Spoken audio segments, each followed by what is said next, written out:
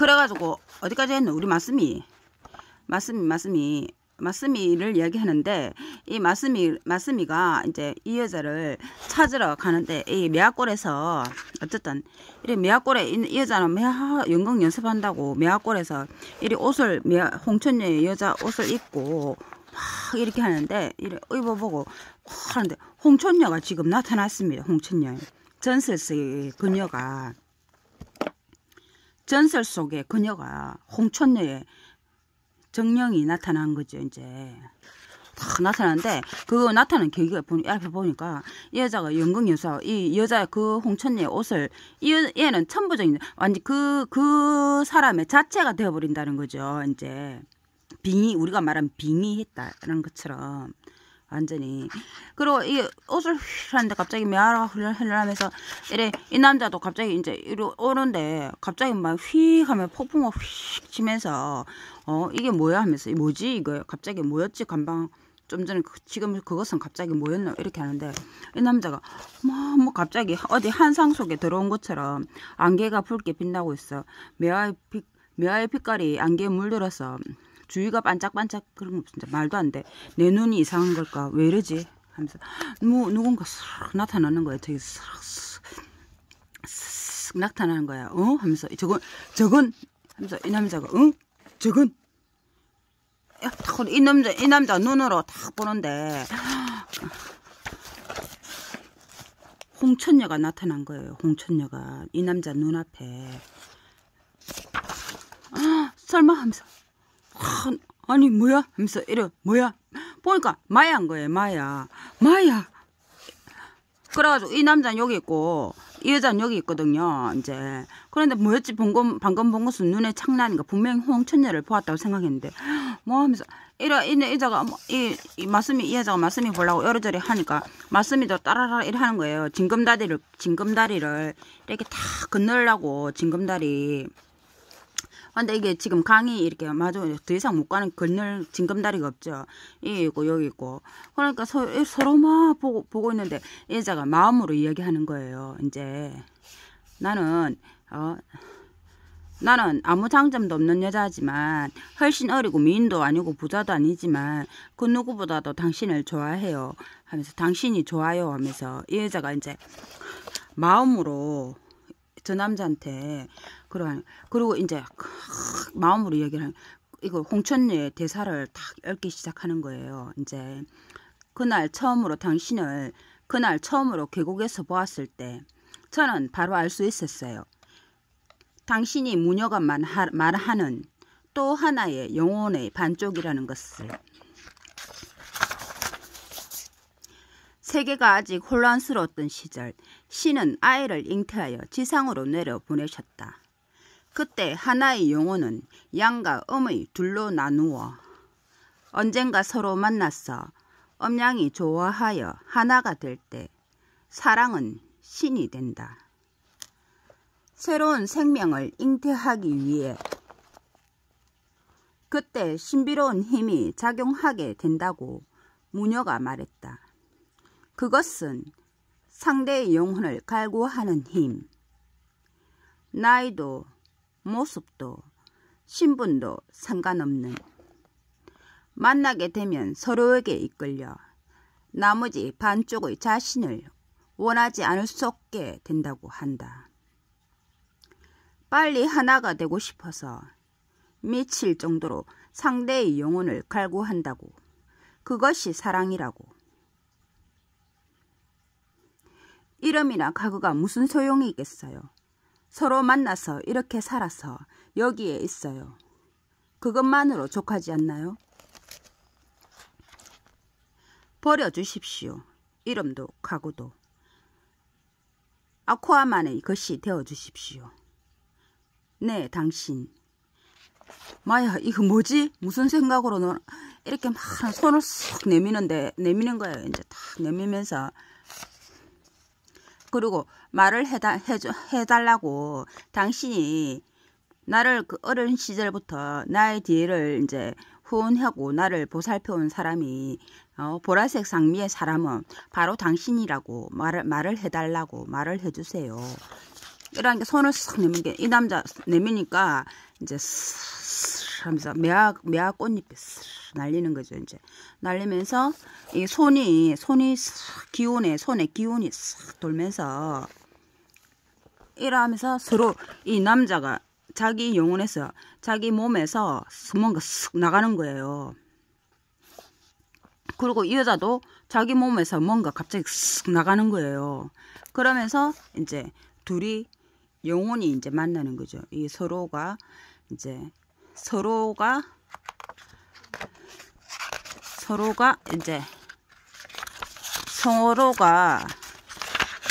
음양이 하나의 우주의 기운에 의해서 태극이 형성되면서 이게 태극 문양이죠, 그죠? 이게 잘 살펴보면 아시겠지만 이게 두 개가 만나서 두 손이 만나서 합쳐지면서 이게 태극의 원형이 되는 거예요. 이렇게. 그리고 달에 의해서 달과 달합에 의하면서 음양의 남녀가 서로 둘이의 영혼이 만난다.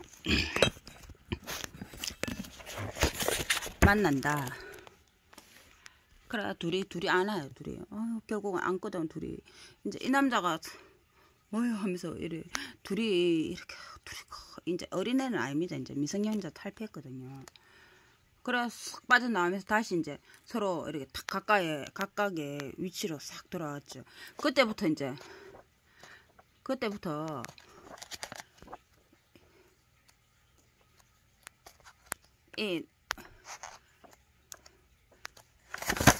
마스미가 아까 봤지만 이제 마스미가 계속 그 여자 정신이 없어져가지고 그 여자를 이제 찾아다니는 거죠. 그 여자 그게 무슨 자기도 모르게 그런 한상을 이 마스미가 겪게 되는 거죠. 이제 그러니까 영혼의 반쪽. 이거는 이게 애장판인데 이제 상대의 영혼을 이제 갈구하면서 자기 반쪽을 찾는 거 이제 이것도 마찬가지죠. 이제 아껴둔 사랑을 위하여도 우리 이제 마스미처럼 이 두 사람처럼 이제 그런 자기의 반쪽을 이제 찾는 거를 표현하는 것이죠. 우리 결국은 이제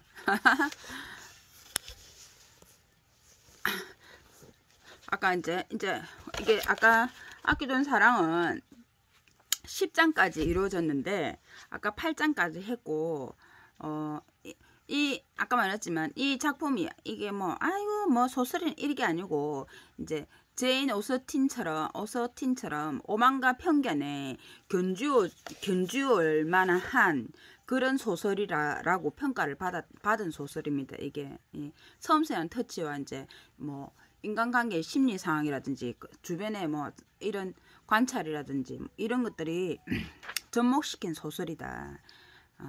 이제 유치하다 이런 게 아니고 이제 기다림 9번 기다림입니다. 기다림.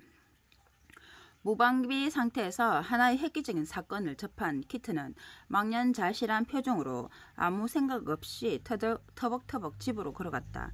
어떤 특정한 일을 수행하도록 프로그램이 입력된 로봇처럼 키트는 부엌으로 걸어 들어가서 양동이에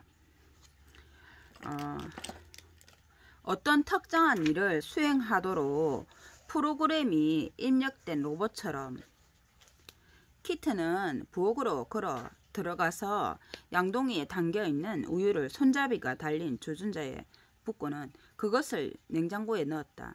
키트는 양동이를 물로 한번 헹군 다음 그것을 문 앞으로 내다 놓았다.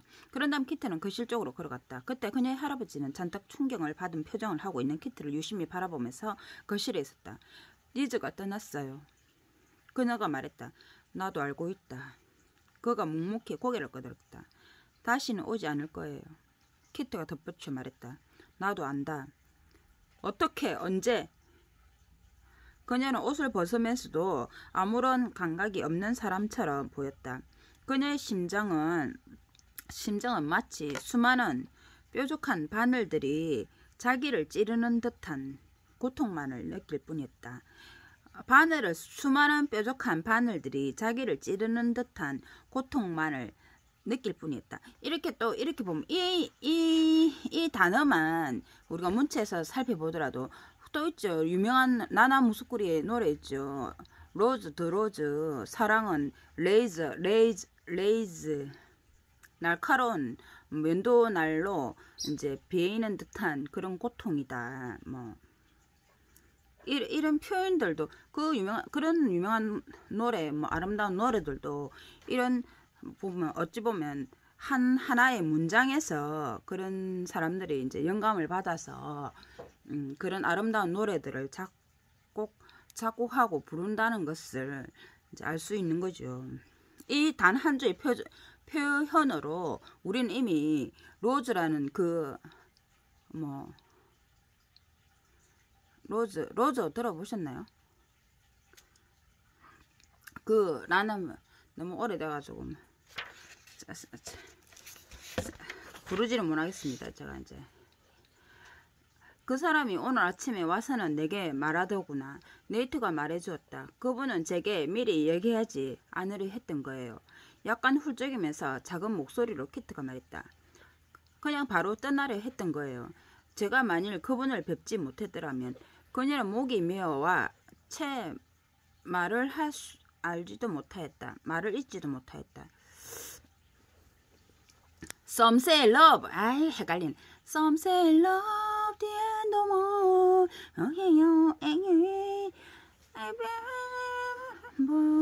그 노래도 제가 좋아하긴 좋아합니다. 사랑은 사치일 뿐이라고. 그거는 이제 한가로운 운 좋은 사람만이 하는 거라고 그렇게 생각했었죠. 로즈. Some say love. 이 노래. 키트는 목이 메와 말을 잊지도 못하였다. 키티, 나도 놀라지 않을 수가 없었단다. 네이트는 손녀딸을 위로하고 있는 듯했다. 그분께서 키트는 감히 자기의 바람을 이야기할 수 없었던 모양이다. 그분께서 저에 대해 할아버지한테 뭐라고 물었던 거라도 있었나요? 아마도 리즈는 키트에게 어떤 메시지를 남기고 떠날 생각이었던 것 같았다. 그러나 리즈가 떠나면서 키트에게 가시아도 같은 날카로운 말을 퍼부었음에도 불구하고 그녀는 그가 왜 그랬는지 몰랐다. 그 사람은 네이트가 머뭇하다가 안타까운 표정을 지으면서 고개를 가로줬다. 너에 대한 이야기는 하나도 없었단다. 할아버지의 그 말은 하나의 시오라기 같았던 그녀의 희망을 산산조각 나게 하기 시작했다. 만일 지금 이 순간에 리즈가 그녀를 볼 수만 있었다면 그녀가 불만을 품고서 싸울 기세로 있지 않다는 것을 발견했을 것이다. 너 그 사람이 떠나는 걸 바라지 않았던 격으로구나. 에야, 그렇지? 그가 차분한 어조로 말했다. 아니에요. 휘둥그랬던 그녀의 커다란 두 눈가에 눈물이 걸썽걸썽 거렸다. 그 모습이 마치 처량해 보이는 두 개의 갈색 연못 같아 보였다. 할아버지, 그분은 제게 잘못한 게 하나도 없어요. 저를 바로 보았어요. 제가 제 자신의 감정을 이야기하지 못하고 그것을 늘 두려워한다고 말씀하시더군요. 뿐만 아니라 사람들이 혹 제게 마음의 상처를 주진 않을까 걱정하여 제가 먼저 사람들과 가까이 하는 것을 기피하고 그 이유 때문에 그들과 담을 쌓고 살아가고 있다는 것까지 말씀하셨어요. 할아버지, 제가 그랬던 건 사실이에요. 키트는 훌쩍이면서도 억지 웃음을 지어 보이려고 애를 썼다. 전 제가 여자라는 사실이 두려워요. 그리고 보통 사람들이 가지고 있는 모든 감정들을 느끼고 있다는 사실도 저는 두려워요. 오, 키트야. 손녀딸을 안타까워하는 그의 음성은 어느 정도 그렇죠. 손녀가 안타깝죠. 어린 손녀가 그런 마음의 상처를 부모도 없이 이제 할아버지 할머니가 키웠는데 저거 딸은 17살 뭐야 자기 손녀를 낳고 자기 딸은 이제 꽃다운 나이에 죽었잖아요. 이제 얼마나 딸이 예뻤겠습니까? 그 딸이 하나밖에 없었는데. 손녀딸을 안타까워하는 그의 음성은 어느 정도 그녀의 심적 고통을 이해하고 있는 것 같았다. 네이트가 키트에게로 다가가자 그녀는 할아버지를 부둥켜 안고서 얼굴을 가슴에 묻고 눈물을 흘렸다. 알고 계세요? 키트가 눈물을 흘리면서 억지로 소리내어 웃었다. 할아버지, 전 할아버지를 사랑한다는 말을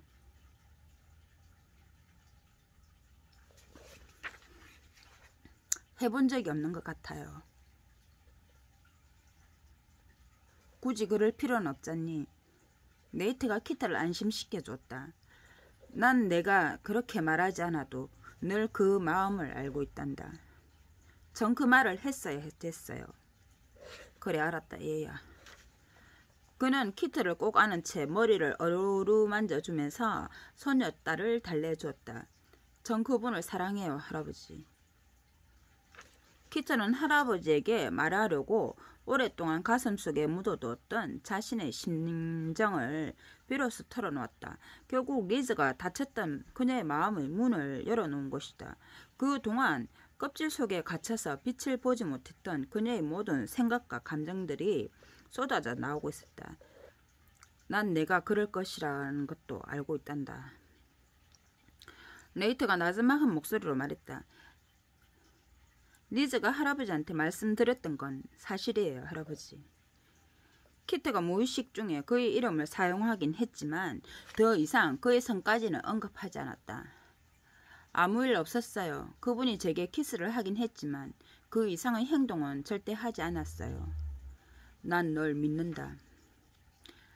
그분이 그걸 원하긴 했지만 제가 도망쳐 나왔어요. 당시 그분이 원하는 대로 따르고 싶진 않았어요. 키트는 눈물로 뒤범벅이 된 얼굴을 닦으면서 리즈의 모습을 떠올렸다. 크게 잘못된 생각일까요? 차라리 그분과 사랑을 나눴더라면 좋았을 걸 그랬어요. 그의 아기도 가졌다면 좋았을 테니까요. 그런데 지금 그분이 떠나고 나니 이제서야 사랑하는 그분에 대한 어떤 생각이 드는 것 같아요. 전 지금 가슴이 시릴 만큼 너무나 그런 것들이 마음에 걸려요. 네이트의 얼굴에 어떤 예리한 고통의 빛이 스치고 지나가면서 그가 몸을 떨었다. 넌 내 어미와 똑같은 소리를 하는구나, 키티.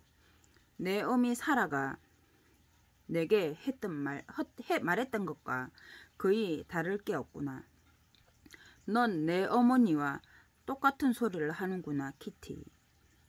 내 어머니, 내 애미 사라가 내게 말했던 것과 거의 다를 게 없구나. 어머니께서는 저를 갖길 원하셨던가요? 키트는 뺨 위로 흘러내리는 눈물을 손등으로 훔치면서 그리고 자신의 감정을 통제하려 애쓰면서 약간 훌쩍거렸다. 내 어민 대범했단다. 그랬었지. 네이트가 미소를 떠올렸다. 그러면서 이번에는 그의 눈에 눈물이 글썽글썽했다. 넌 어미가 어땠을 거라고 생각하느냐? 전 잘 모르겠어요. 하지만 아마도 저를 갖게 되셨던 걸 후회하셨을 것 같아요. 저를 볼 때마다 과거의 기억이 자꾸만 떠올랐을 테니 말이에요. 잠시 머뭇거리면서 키트가 자신의 생각을 얘기했다. 어머니께서는 살아가시는 동안 저를 보시면서 쭉 과거의 일을 잊지 못하셨을 거예요. 내 어미 사라는 너를 무척이나 사랑했었단다. 심지어 내가 뱃속에 있을 때부터 너를 끔찍하게 생각했으니 말이다. 그리고 나중에 내가 태어난 다음부터. 그가 부드럽게 미소를 지으면서 얘기를 계속했다. 근데 저거 너무 일찍 죽었어, 딸이. 내 어민, 내가 늘 눈에 보이는 곳에 있어야. 이건 저하고 좀 비슷하네요. 내 어민, 내가 늘 눈에 보이는 곳에 있어야 했단다. 늘 너를 안고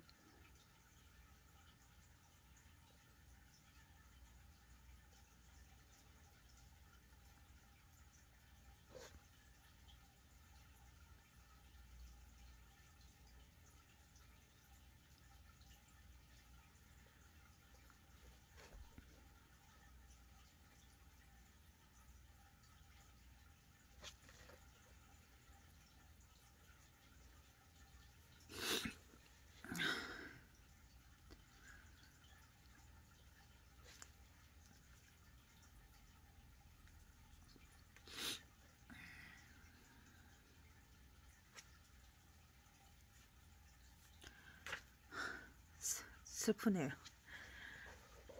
너와 얘기를 나누고 내가 자는 모습을 지켜보았었지.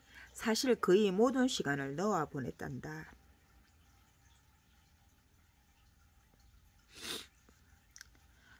바로 그런 모습은 마치 네이트의 목소리가 조금씩 희미해져갔다. 마치 내 어미가 너와 많은 시간을 앞으로 갖지 못할지도 모른다는 것을 알고라도 있었던 것처럼 말이다.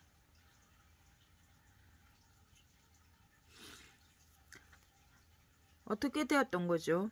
할아버지 할머니께서는 어머니가 폐렴으로 돌아가셨다고 제게 말씀해 주시긴 했지만 전 그것이 늘 믿어지지 않았어요. 정말 그런 건가요? 키트가 물었다. 그때 그녀는 할아버지 얼굴에서 슬픈 표정을 읽었다. 그러면서 키트가 말을 이었다. 그것에 대해서 말씀해 주실 수는 없으세요? 못할 거야 없지. 네이트는 키트의 축축한 뺨에 달라붙으며 하는 그녀의 머리를 손으로 매만지며 썰어주었다. 내 할머니와 내가 진작에 그것을 얘기해 줬어야 하는 것인데 하지만 우린 당시로서는 최소한 내가 알고는 있어야 하겠다고 생각한 것에 대해서는 내가 어릴 때 얘기해 준 적은 있었지. 내가 더 성장하면 너 나름대로 그것에 대해 더 궁금한 게 생길 것이고 그렇게 되면 내가 질문을 해올 것이라고 우리 두 늙은이는 생각했었단다. 내가 묻지 않을 경우엔 그냥 놔두는 게 좋을 듯 싶다고 생각했었단다. 알고 싶어요, 엄마에 대해서. 내 애미는 폐렴으로 죽었단다. 그건 사실이란다. 네이트는 키트의 어머니에 대해서 얘기해 주기 시작했다. 사라는 널 낳고 나서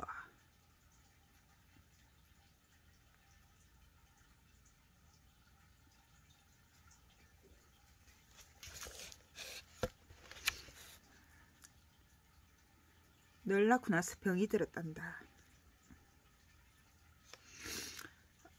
그 후 병에서 회복하지를 못했단다. 병과 싸워서 이길 만한 기력이 보이질 않았어. 제가 생각하기에는 어머니께서 살고 싶은 의욕이 없었던 것 같은데요. 키트가 작은 소리로 중얼거리듯 얘기했다. 너무나도 부끄러웠던 나머지 말이에요. 그렇지 않았다. 내 어미는 내가 어여쁜 숙녀로 자라나는 것을 보고 싶어 했지. 살고 싶어 하긴 했지만 그게 그렇게 마음처럼 되질 않더구나.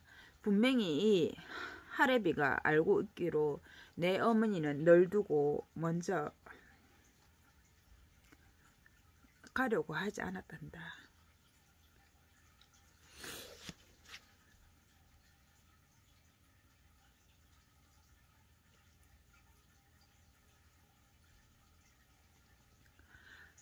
어머니께서 살아서 지금의 제 모습을 보신다면 아마 실망하시겠죠? 키트가 한숨을 내쉬었다. 난 그렇게 생각하지 않는다. 넌 지금까지 그 무엇보다도 무거운 짐을 쭉 짊어져 왔으니까. 내가 한동안 실수를 했다 하더라도 내 어미는 널 이해하리라 믿는다. 내 어미도 완벽한 삶을 살지는 못했으니까 말이다. 아버지 남장님과 어머니와의 관계 이후에 어머니께서는 그분을 미워하지는 않으셨나요? 아니면 어머니께서는 계속해서 그분을 사랑하셨나요? 키트가 질문했다. 사라는 남장님을 사랑했지.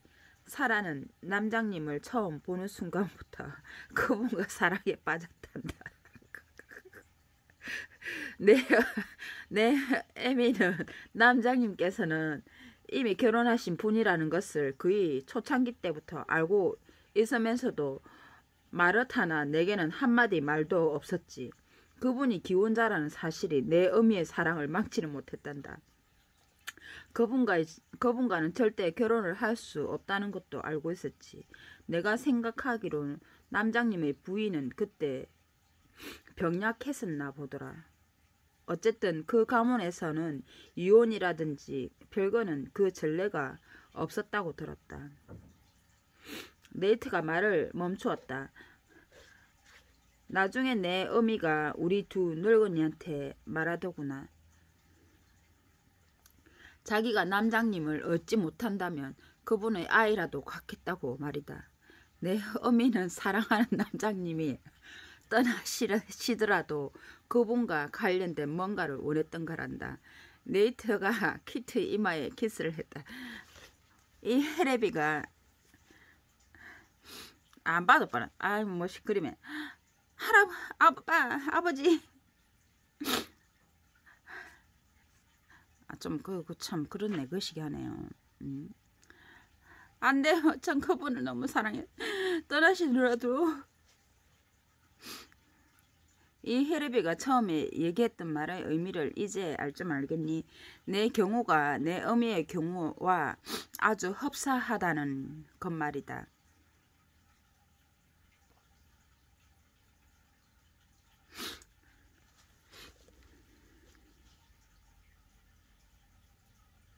우리 아버지가 흡사하네요.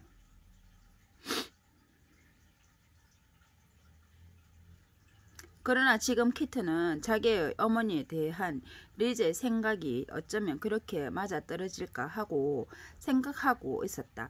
키트의 어머니 사라는 순진하지도 어리석지도 그리고 나약하지도 않았다. 사라가 한순간 낭만적인 분위기에 휩쓸렸었는지는 몰라도 그녀는 넓은 안목을 지니고 있었다. 그럼 남장님은 어떻게 되셨죠? 그분께서도 어머니를 사랑하셨나요? 키트는 뭔가 더 있을지도 모른다는 그 의혹을 가지고 있었던 부분에 대해 너무나 많은 것을 알게 되었다. 남장님께서는 당신이 사라를 사랑한다고 직접 말을 했다고는 하지만 나는 그분이 콧물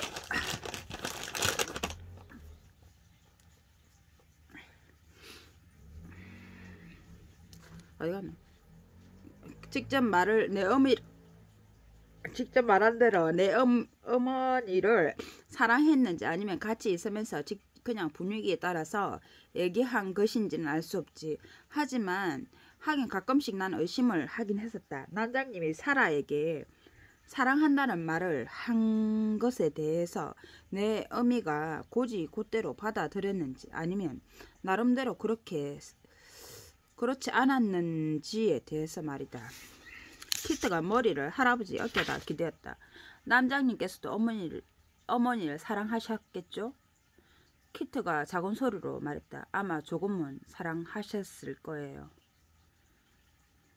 키트가 약간 미심쩍어하면서도 이제까지 살아오는 동안에 처음으로 전 남작에 대해 호전적인 말을 했다. 아마도.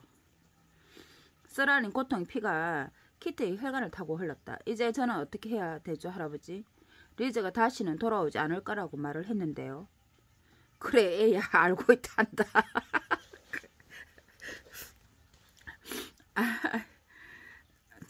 정말 말대로 그럴까요? 제가 다시는 그분을 만나지 못하게 될까요? 키트는 리즈가 말한 대로 그가 돌아오지 않을지도 모른다는 생각에 사로잡혀 작은 목소리로 물었다. 그렇게 말하는 그녀의 표정은 사뭇 측은해 보였다. 나도 그건 잘 모르겠구나. 키트는 할아버지가 고개를 가로 흔드는 기분을 느꼈다.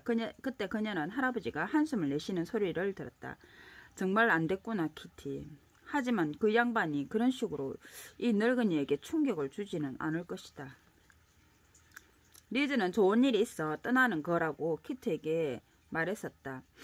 키트는 자신의 맹목적인 반항과 어리석음과 비겁함 때문에 정작 중요한 것을 잃어버린 다음 그것의 소중함을 깨달으면서 울음을 터뜨렸다. 이게 또 나왔습니다. 이제 조용필 오빠의 노래가 나왔네요. 정작 맹목적인 반항과 어리석음과 비겁함 때문에 정작 중요한 것을 잃어버린 다음 그것의 소중함을 깨달으면서 소중한 건 곁에 있다고 먼 길 떠나는 사람에게 뭐시 어쩌고 소중한 건 뭐 곁에 있다고 먼 길 떠나는 사람에게 뭐 어쨌든 이것도 여기 이런 부분에서 그런 노래들이 또 나올 수도 있는 겁니다. 이 단어들 이 몇 문장에 속에서 아까는 로즈의 유명한 구절이 또 이제 그게 나왔지만 지금은 또 조용필 오빠의 소중한 그거 나왔습니다. 먼 길 떠난 사람에게 그 눈물은 그녀의 캐캐문 감정의 불순물들을 모두 씻어내고 있었다. 키트의 할아버지는 안쓰러우면서도 태연한 표정으로 손녀딸을 두 팔로 감싸 안았다. 키트가 흘리는 눈물에 네이트의 서처가 흠뻑 젖을 정도였다. 마침내 그녀의 눈에는 남아있는 눈물이 없었다. 키트는 여전히 흐느끼고 있었지만 서서히 울음소리는 그쳐가고 딸꾹질 소리가 들렸다. 에이야 눈물 닦으라. 네이트가 키트의 손에 손수건을 쥐어줬다. 한없이 울고 싶을 게다. 난 내 마음 안다. 하지만 언제까지 그럴 수만은 없잖니. 그녀는 안고 있던 팔을 풀면서 한쪽 팔로 그녀의 양 어깨를 감쌌다. 이리 와서 앉거라. 이 헤레비가 커피나 한 잔 끓여주마. 어떠냐? 마시겠냐? 키트가 그러겠다고 고개를 끄덕였다. 그러고는 네이트가 키트를 데리고 부엌으로 들어가 거기에 있는 의자에 앉히는 동안 그녀는 코를 풀면서 짠맛이 도는 입술을 닦았다. 사실 그녀는 커피 마실 생각은 별로 없었다. 그녀는 그 어떤 것에도 마음이 내키지 않았다. 현명한 네이트 보누는 그녀의 그런 기분을 눈치채고 있었다. 그는 커피를 키트 앞에 놓고는 식탁 맞은편에 있는 의자를 그녀 옆으로 끌어당겨 앉았다. 그 사람 없인 세상 살 맛이 나지 않을 것 같지? 그렇지? 네. 키트가 코를 훌쩍이면서 뜨거운 커피잔을 식히려고 손을 흔들어 식히고 있었다. 아유, 코 좀 풀겠습니다. 아유, 사라 때문에 울었네. 키트가 코를 훌쩍이면서 뜨거운 커피잔을 식히려고 손을 흔들어 식히고 있었다. 이제 너도 내 나름대로 할 일을 찾게 될 게다. 네이트가 약속을 청했다. 그러면서 말을 계속 이었다. 먼저 내일 아침에 우유를 자르면 일찍 일어나야 하겠지. 그러고 나면 가축들을 한 번씩 쭉 돌아보게 될 거다. 그때쯤이면 아마 뭔가 할 일이 생길 것이다. 키트는 고개를 가로수었다. 할아버지의 말이 가능한 일 같지가 않았다. 믿기지가 않았다. 할아버지가 확신에 찬 목소리로 말을 하긴 했지만 정작 키트는 그렇게 할 기분이 들지 않는 듯했다. 저는 못할 것. 그녀가 할아버지의 말을 부인하기 시작했다. 할아버지는 알고 계시죠? 그렇죠. 할아버지께서는 할머니께서 돌아가셨을 때가 이분의 경우보다는 훨씬 더 힘들었다고 느끼셨을 거예요. 틀림없어요. 네이트가 오랜 세월 동안 사랑을 느끼면서 부인과 지내왔던 반면 키트가 사랑을 알게 된 것은 그리 오래 되지는 않았다. 내 할미 마르타가 떠났을 때 이 헤레비는 온통 그 사람과 같이 있고 싶다는 생각뿐이었단다. 다른 일은 하고 싶지도 않았었지.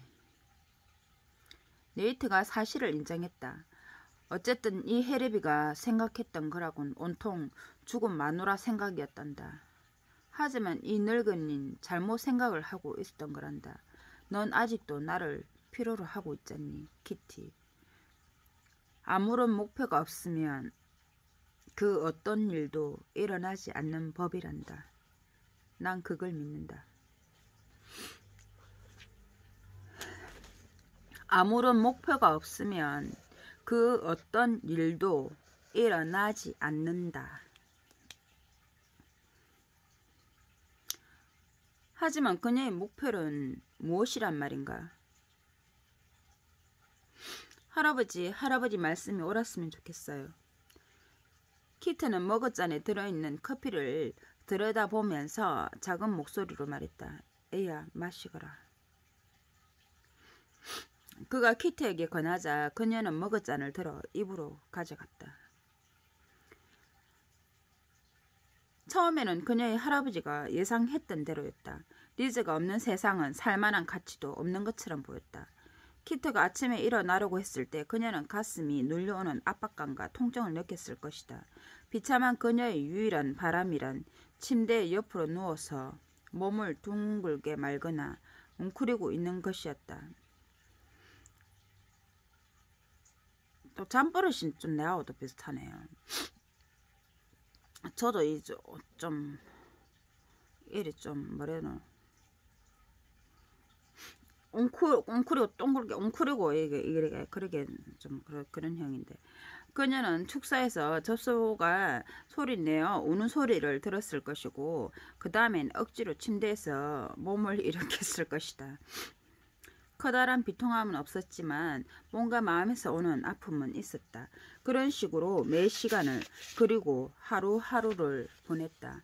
하루의 일과 중 반쯤은 자기가 무엇을 하고 있는지도 몰랐다. 처음에는 할아버지를 생각해서 삶을 꾸려가는 것 같았다. 그러나 차츰차츰 시간이 흐르면서 그녀는 자기가 해야 할 일을 찾아서 해나가기 시작했다. 키트에게 있어서 최악의 시간은 그녀가 목장의 제반 업무에 대한 보고서와 재정과 관련된 서류들을 리즈 대리인의 사무실로 보낼 때였다. 그것의 주소는 리즈가 재산을 상속한 후에 목장으로 알려왔던 적이 있었다. 그때만 해도 키트가 리즈를 만나기 전이었다. 키트는 자기가 보낸 서류들을 리즈가 받아보았을까 하고 생각했다.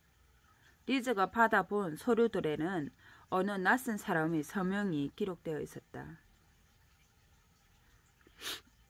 7월이 가고 8월이 왔다. 그리고 8월이 가고 9월이 되었다. 키트의 마음의 상처는 이제 아물어지기 시작했다. 그녀의 생활 속에는 어떤 목표의식이 잠재적으로 자리 잡고 있었다. 리즈가 떠나면서 키트에게 던진 말들은 그녀에게 반영되어 나타나기 시작했다. 그리고 여성으로서 그녀가 어떻게 해야 한다는 것에 대한 사고를 촉진시켜 주었다. 리즈가 떠나면서 키트에게 느꼈던 인상은 그녀의 딱딱하고 거친 모습이었다. 그러나 예전에 그녀가 자신의 감정을 감추기 위해 썼던 가면도 이젠 보이지 않았다. 남자 셔츠도 벗어버렸다. 그리고 나니 키트는 더욱 홀가분해진 기분이었다. 그녀는 자신의 마음까지도 너그러워지는 것을 느꼈다. 나머지 남성 복장들도 모두 허름한 가방 속에 넣어두었다. 키트는 블라우스를 몇 벌 새로 샀다.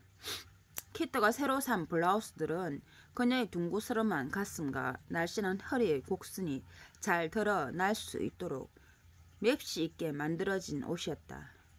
달아빠진 남성용 청바지도 셔츠와 똑같은 신세가 되고 말았다. 실용적인 경향이 있는 키트로서는 모든 옷가지들을 버릴 수는 없었다. 헐렁헐렁한 옷들은 모두 치워버리는 대신 그녀의 맵시를 낼 수 있는 몸에 달라붙는 옷들은 그냥 놔두었다. 지저분한 것이 여기저기 묻어있는 갈색 카우보이 모자도 태워버리고 새로 모자를 하나 샀다.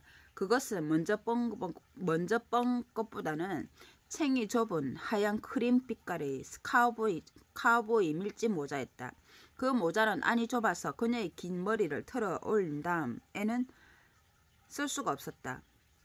이제 키트는 말을 타고 밖으로 나갈 때면 금발의 갈색 머리를 흩날리며 양쪽 어깨 위로 늘어뜨리거나 머리를 목 뒤쪽으로 하여 막대 모양의 머리핀으로 묶었다. 키트의 작은 방에는 새로 산 드레스 2벌이 걸려 있었다. 학창 시절에 입었던 오래된 구식의 옷들은 다른 데로 다 치워두었다. 그리고 그녀의 화장대 위에는 향수병과 아이섀도우 그리고 마스카라와 립스틱이 놓여 있었다. 키트의 할아버지는 늘 그녀에게 암묵적인 힘을 행사하고 있었다. 그 결과 마침내 그녀는 자기를 이해해주고 보이지 않게 끊임없이 도움을 주시는 할아버지에게 감사의 뜻으로 뭔가를 보여주고 싶었다. 키트는 집안일에 더욱 관심을 갖기 시작했다. 과거의 그녀의 할머니는 온 정성으로 늘 집안일에 대해서 꼼꼼함을 보였었다. 반면 키트는 귀찮다는 식으로 대충대충 적당히 하자는 생각이 또 내하고 비슷하네요. 귀찮다는 식으로 대충대충 적당히 하자는 생각이었으며 할머니가 예전에 집안 살림을 했었던 방식만을 할아버지가 늘 떠올리며 아쉬워하고 있다고 생각했다. 그러나 키트는 이제 밥하고 청소하는 것이 생각했던 것보다 그처럼 그리 지루하고 따분한 일만은 아니라는 것을 알게 되었다. 그녀는 전보다도 더 열심히 그리고 즐겁게 목장일을 하면서 집안일까지도 소중하게 생각하며 대단한 의욕을 보였다. 키트는 사실 저도 예전에는 그다지 뭐라 해야 되나 저희 신라면은 그다지 대충대충 먹는 스타일이었습니다.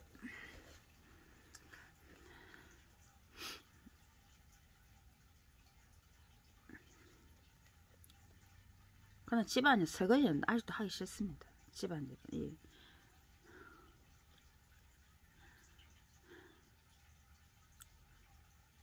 힘들어요. 집안일이. 그녀는 전보다도 더 열심히 그리고 즐겁게 목장일을 하면서 집안일까지도 중요하게 생각하며 대단한 의욕을 보였다. 키트는 많은 일을 해가면서 전보다 자주 시내에 나가기 시작했다. 늘 남들로부터 혼자 떨어져 생활을 하면서 다른 사람들을 만날 때면 냉랭하고 딱딱하게 대했으나 지금은 전혀 그런 모습을 보이지 않았다. 그러자 거리에서 마주치는 사람들도 그녀를 보고는 자주 인사를 하곤 했다. 심지어 키트는 이웃 사람들이나 안면이 있는 사람들에게 먼저 말을 걸기 시작했다. 사람들은 상냥한 사람으로 새롭게 변신한 키트에 대해서 그리고 매력적인 여인의 모습으로 탈바꿈한 그녀의 모습에 대해서 자기네들끼리 평을 하며 이야기를 나눴다. 그리고 자신의 감정을 가리운 채 늘 찌푸른 표정으로 사람들을 대했던 그녀에 대해 나름대로들 곰곰이 생각하는 것 같기도 했다. 리즈에 대해 그리고 그가 갑작스레 목장을 떠난 것에 대해 알고 있는 사람들과 혹은 리즈와 키트 사이에 분명히 무슨 일이 있을 거라는 가능성에 대한 소문을 들었던 사람들은 자기네들 나름대로 결론을 내리기도 했다.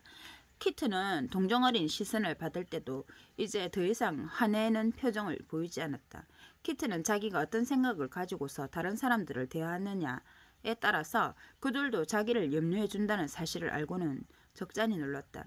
그녀는 아무런 불평 없이 그들의 동정을 받아들였다. 그러나 자기 자신만의 개인적인 프라이버시만은 지키고 있었다.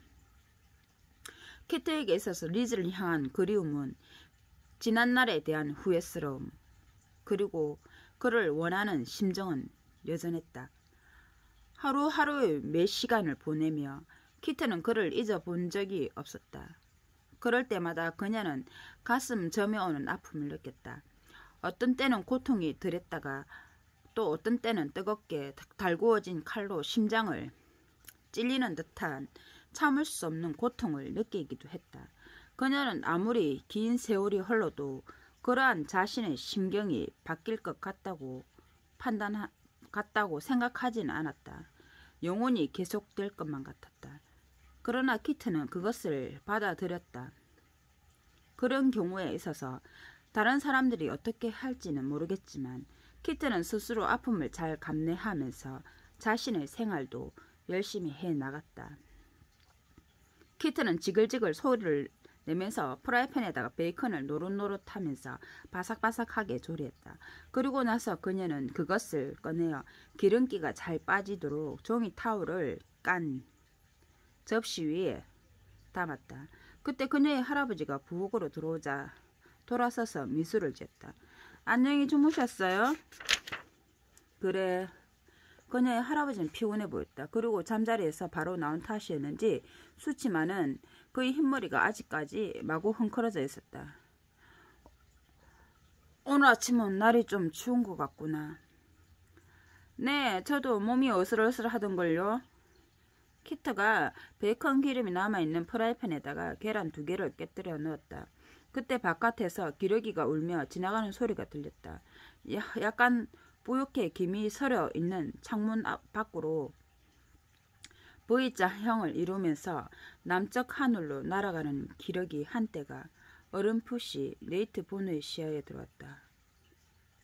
이제 또 겨울이 오는구나. 그가 숨을 한번 내쉬면서 말을 계속이었다. 날씨가 더 추워지기 전에 겨울을 대비해서 대저택을 한번 쭉 둘러봐야겠는걸. 그러자 갑자기 키트가 기다렸다는 듯이 말했다. 네, 제 생각으로도 그렇게 하는 것이 좋을 것 같아요. 그러면서 그녀는 프라이팬에 계란을 주걱으로 뒤집었다. 오늘 오전엔 사람들하고 같이 방목지에 나갈 예참이냐? 네이트가 재치있게 대화의 주제를 바꾸면서 물었다. 네, 겨울이 들이닥치기 전에 오늘은 방목지하고 소두를 한번 쭉 훑어봐야겠어요. 키트는 접시에 프라이한 계란을 담았다. 그녀는 그 접시와 베이컨이 담긴 커다란 접시를 할아버지가 앉아있는 식탁 위에 올려놓았다. 그런 다음 키트는 다시 스토브가 있는 쪽으로 돌아서서 자기가 먹을 계란을 프라이하기 시작했다. 오늘 같은 날엔 말을 타고 방목지에 나가려면 좀 추울 게다. 방금 구워낸 따끈따끈한 빵을 손으로 집으면서 키트의 할아버지가 손녀딸에게 염려의 말을 해주었다. 그렇잖아도 좀 추울 것 같아서 속에 내일을 든든히 껴입었어요. 키트가 방금 미소를 지으며 말했다. 어디 한번 보자꾸나. 네이트가 다소 딱딱한 어조로 말했다. 키트는 자기가 입고 있는 브라우스와 몸에 꼭 맞게 입은 바지를 슬쩍 내려다 보았다. 바지 속에다 두껍고 긴 속옷을 껴입어서 그런지 거의 꼭 끼어 보였다. 좀 볼록해 보이죠? 키트는 자기가 생각해도 옷을 꼭 끼게 입은 것 같았다. 그것이 다소 쑥스러운지 얼굴에 옅은 미소를 지었다. 그래도 따뜻하긴 할 거예요. 그건 그렇다 치고 오늘 그 일을 다 끝낼 생각이냐? 네이트가 대화의 주제를 다시 목장일 쪽으로 돌렸다. 키트가 아직까지도 계속해서 목장일의 대부분에 대해 사람들에게 명령을 하긴 했지만 전처럼 그렇게 권위적인 태도로 명령을 내리진 않았다. 레저가 떠나고 난 뒤 정신이 없었던 처음 몇 주 동안 목장의 식솔들인 세 사람 모두는 그녀에게 아주 다정스레됐다. 그때 이후로 키트를 비롯한 모든 사람들 간에는 돈독한 우애가 생겼다. 그리고 키트 역시 예전에 사람을 대하던 식의 태도를 보이지 않았다. 뿐만 아니라 키트는 새롭게 조성된 우호적인 관계의 분위기를 조금도 깨뜨리는 일이 없었다. 네, 그래야만 될 것 같아요. 할아버지가 묻는 말에 키트가 대답했다. 일을 오늘 다 마치려면 좀 늦을 거예요. 그래서 일을 다 끝내고 늦게 돌아와서 그 시간에 또 프랭크가 식사 준비를 썩 마음에 내켜 하지 않을 것 같아서 얘기인데요. 오늘 저녁에 일하신 분들을 저희 집에 모셔서 같이 저녁을 먹을까 해요. 스토브 뒤에 보면 고기에 칠레 고추를 넣어서 만든 스투풍의 멕시코 요리가 한 그릇 정도 있고요. 로스트 비프를 넣어 만든 샌드위치도 있어요. 그리고 냉장고에는 샐러드도 있어요. 그 정도면 그분들이 실컷 드실 수 있을 거예요. 할아버지는 어떻게 생각하세요? 물론 좋고 말고. 네이트가 키트의 의견에 동의했다. 키트가 자기가 먹을 계란 후라이를 다 해가지고 옆으로 다가와 앉는 것을 보고 있는 네이트의 두 눈은 빛이 났다. 그리고 특별히 후식으로는 내가 찬장에 넣어둔 초콜릿 케이크를 내놓으면 되겠구나. 할아버지도 그게 있는 줄 알고 계셨네요. 키트가 한마디 했다. 그게 그래도 꽤 맛이 있던걸. 좀 남았어요? 오늘 저녁엔 후식으로 먹고 그리고 오늘 오후엔 간식을 먹게도 충분할 거다. 키트의 할아버지가 눈을 싱긋하면서 말했다. 할아버지 단 건 너무 많이 드시면 치아에 해로워요. 키트가 말했다. 어서 먹어라. 계란 다 식겠구나. 할아버지가 키트에게 말했다. 토스트 좀 더 줄까? 네.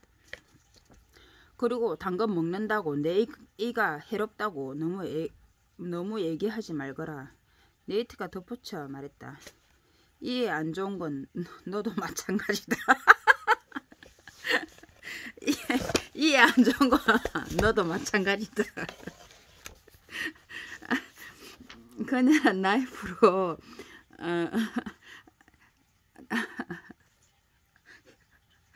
이에 안 좋은 거는 너도 마찬가지니까 잔소리 하지 말거라. 이에 안 좋은 건 너도 마찬가지다. 그녀는 나이프로 버터를 떠서 토스트에 발랐다. 무의식 중에 키트는 할아버지의 말을 들으면서 그 전에 자기가 프렌치 프라이드 바닐라 아이스크림을 후식으로 먹는다고 리즈가 놀렸던 것이 문득 떠올랐다. 키트는 날카롭게 전혀는 마음의 고통이 가라앉기를 기다렸다가 계속해서 토스트에 버터를 발랐다. 마지막 10장입니다. 아유, 동반. 어느덧 서리가 내려 키가 크고 무성한 초목들은 출렁이는 황금빛 융단으로 변하였다. 썰렁한 돼지의 웅장함은 화려한 가을의 의상을 걸친 듯한 모습을 보이진 않았다. 물줄기를 따라 녹빛이 섞인 오렌지색과 노란색의 나뭇잎들만이 산비탈을 덮고 있는 짙은 녹색의 노간주 나무들과 대비를 이루고 있었다. 일반적으로 가을의 낮은 온화하고 밤은 서늘하다. 이런 날씨는 목장에 있는 가축들에게는 물론이고 야생동물들에게도 마찬가지였다. 날씨는 쾌청하고 바람은 살랑살랑 불며 눈부실 정도의 푸른 하늘이 머리 위에 끝없이 펼쳐지는 계절이었다. 그리고 태양은 점점 일찍 기울여 모퉁이 길에 그림자를 들이우는 시간이 빨라지면서 낮의 길이가 짧아지는 계절이었다. 불모지대엔 겨울이 일찍 찾아온다. 노스타코타엔 9월 하순으로 접어들자 노스타코타엔 9월 하순으로 이제 접어들었습니다. 9월 하순이 언제고? 15일 하순이 한 20 며칠 되겠네요. 아, 내 생일 비슷하네요. 접어들자 처음으로 겨울을 알리는 눈발이 날린다. 목장 사람들은 바로 이때로 접어들고 있었다. 공기가 점차 싸늘해지는 것으로 보아 머지않아 겨울의 차가운 숨결을 느낄 때가 오고 있는 것 같았다. 목장의 4인조는 각각 말을 타고 저택의 마당 쪽을 향해 흙길을 터벅터벅 걸었다. 그들이 산 언덕의 꼭대기에 이르자 그중 한 사람인 키트는 방풍림 사이로 보이는 대저택의 지붕을 한번 슬쩍 굽어보았다. 그녀는 리즈가 대저택의 마당을 걷는 모습을 다시는 보지 못하게 될 거라는 생각을 하면서 가슴이 재우는 압박감을 느꼈다. 아이고 제가 오늘은 제가 오늘처럼 이렇게 피곤하고 온몸이 쑤쑤 보기는 지금까지 살아오면서 처음 경험하는 것 같습니다. 카일이 말 위에서 몸을 돌리려 애쓰면서 인상을 찌푸려 가며 죽는 신용을 했다. 그러면서 그가 말을 계속 이었다.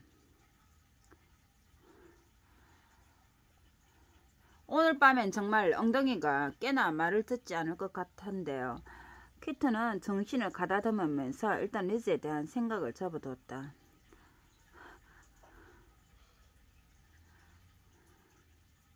카일 엄살은 그쯤 해두라고. 키트가 그에게 불만 섞인 어조로 말했다. 뭐라노 이거.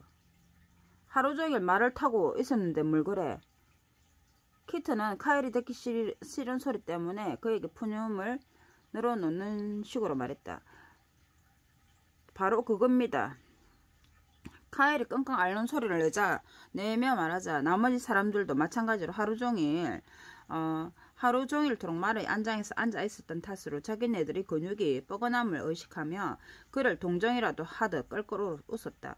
경직된 근육을 풀기 위해선 좀 더 빠른 속도로 말을 타고 달릴 필요가 있다고. 어때? 축사가 있는 데까지 누가 먼저 도착하나? 우리 시합할까?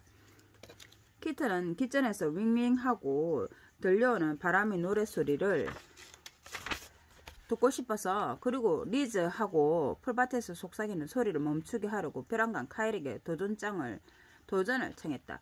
카일이 키트의 도전장을 받아들일 수 있다거나 혹은 거절하겠다는 가부간의 의사를 밝히기도 전에 그녀는 자기가 타고 있던 구릉말에 박차를 가했다. 키트는 카일보다 말 2필 정도의 거리를 앞서서 달리기 시작했다. 두 마리의 말은 축사를 향해 힘껏 달렸다. 그리고 두 마리의 말은 되도록이면 빨리 축사에 도착해서 귀리를 얹어 먹을 양으로 힘껏 달리는 것처럼 보이기도 했다. 카일은 키트와의 떨어진 거리 간격을 좁힐 수가 없었다. 두 사람 모두 힘껏 말을 달려 축사에 이르렀다. 경주에서의 승리자는 키트였다. 제가 졌습니다. 카일이 인정했다. 그리고는 한마디 덧붙였다.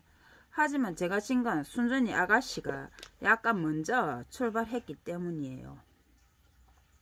카일이 키트의 허리 부분을 잡아주자 그녀가 말해서 내리는 것을 도와줬다. 카일의 행위는 키트로 하여금 일전에 리즈가 그녀에게 손을 내밀어 억지로 키트를 말의 안장에서 내리는 것을 도와주면서 그들이 처음으로 키스를 하게 되었던 때를 생각나게 했다.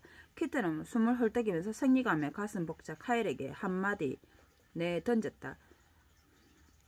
평상시에는 항상 내 말이 레노보다도 빨리 달리잖니. 내가 이긴 건 내가 너보다는 말을 더 잘 타기 때문이라고.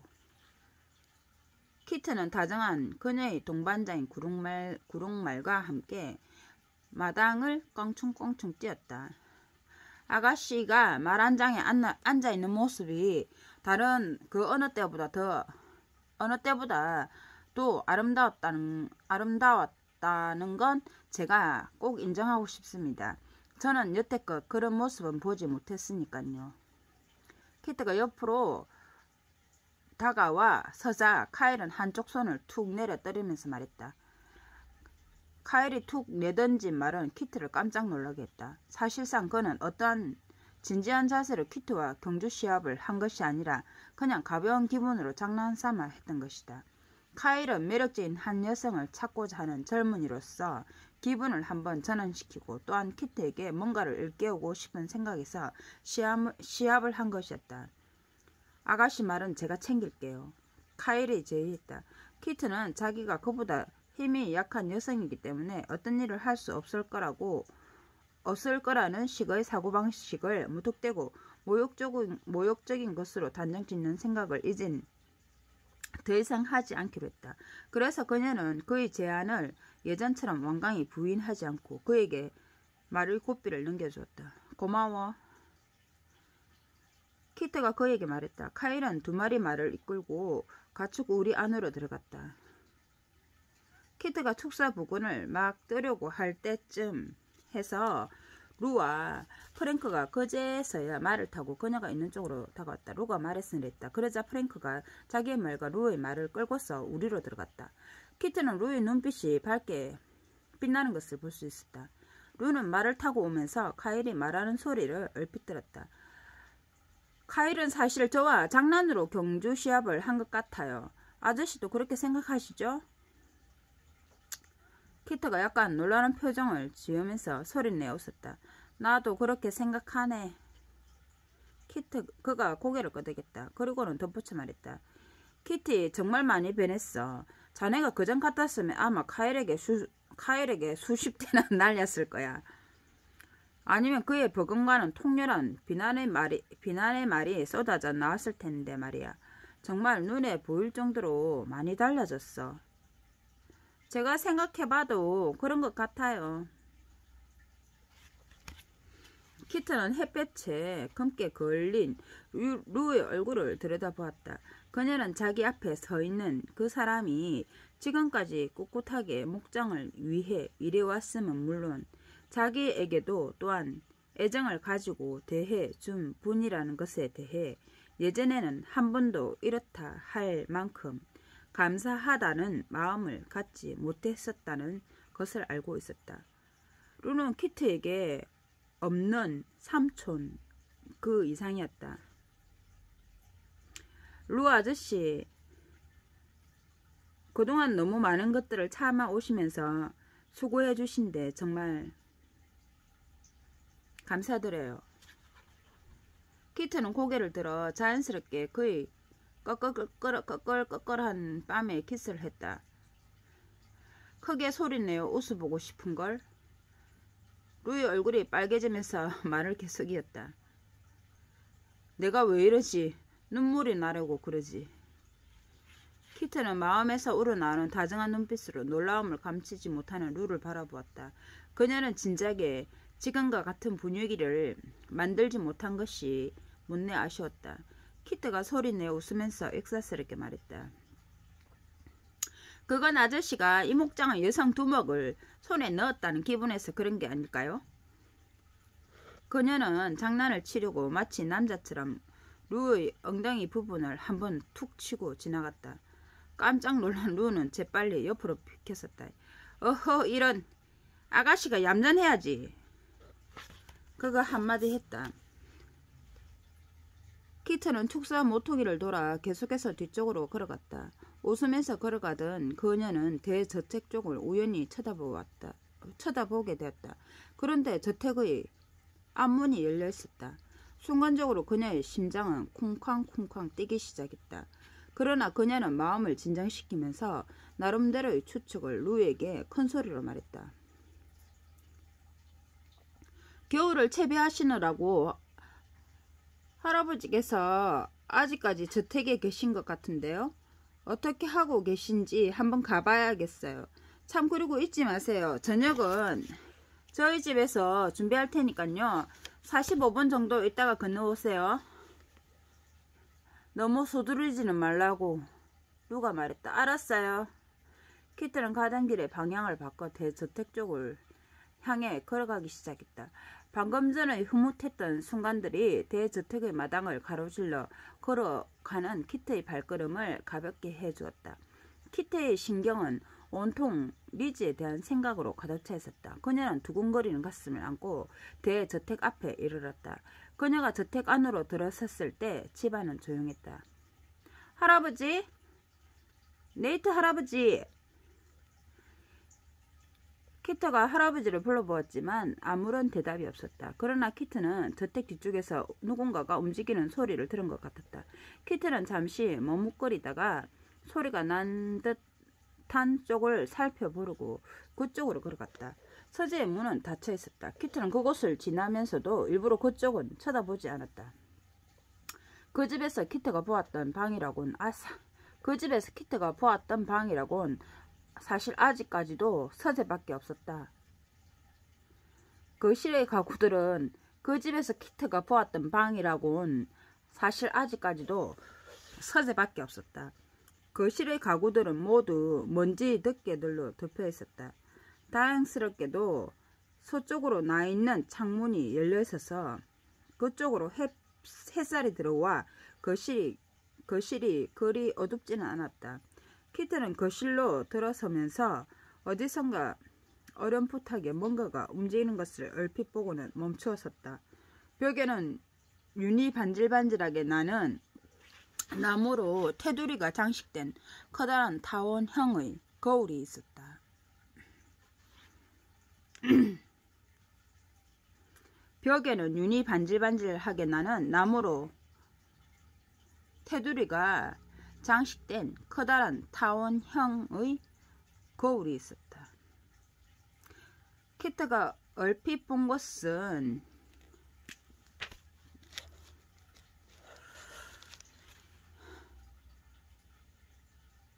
벽에 걸려있는 그 거울에 비친 자신의 모습이었다. 거울에 비친 그녀 자신의 모습이 그녀를 멈춰서게 했다. 그녀의 몸매를 돋보이게 하는 바지와 블라우스 차림은 그녀가 여자라는 것을 확연하게 보여줬다. 창을 통해 불어오는 바람에 의해 머리카락이 약간 헝클어지긴 했지만 구불구불한 그녀의 머리는 자연스럽게 어깨 위로 드리워져 있었으며 황금빛 햇살을 받아 그녀의 갈색 머리가 더욱 돋보였다. 그리고 예전처럼 그녀가 입을 꽉 다물고 있어서 입술이 경직되어 얇게 보이지 않고 곡선을 그리며 부드러움을 자아냈다. 키트는 만일 리즈가 자신의 변화된 지금의 모습을 보게 된다면 어떤 반응을 보일까 나름대로 생각해 보았다. 만일 키트와 리즈가 처음 만났을 때 그녀가 지금과 같은 모습을 하고 있었다면 다른 상황이 벌어졌을까? 그러나 그녀는 지금 이 시점에 있어서 그 물음에 대한 답을 정확하게 알 수는 없었을 것이다.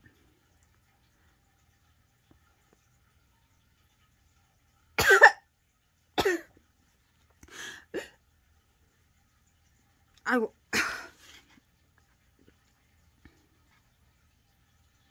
그의 모습과 키트의 모습이 거울 속에서 만났다. 그녀는 눈을 깜빡거리며 거울 속에 비친 그의 모습을 유심히 바라보았다. 그것은 얼굴의 윤곽이 또렷하며 사력있고 귀족적인 멋을 풍기는 그의 모습이었다. 뭐라노? 그의 모습과 키트의 모습이 거울 속에서 만났다. 그녀의 눈을 깜빡거리며 거울 속에 비친 그의 모습을 유심히 바라보았다. 그것은 얼굴의 윤곽이 뚜렷하며 사력있고 귀족적인 멋을 풍기는 그의 모습이었다. 예리하게 빛나는 갈색 눈, 지극히도 관능적인 입, 그리고 잔물결처럼 곱슬곱슬한 검은 머리 그대로였다. 그가 가버린 후 그녀가 얼마나 애타게 그리던 모습이었던가. 바로 그 모습이 지금 거울 속에 비치고 있었던 것이다.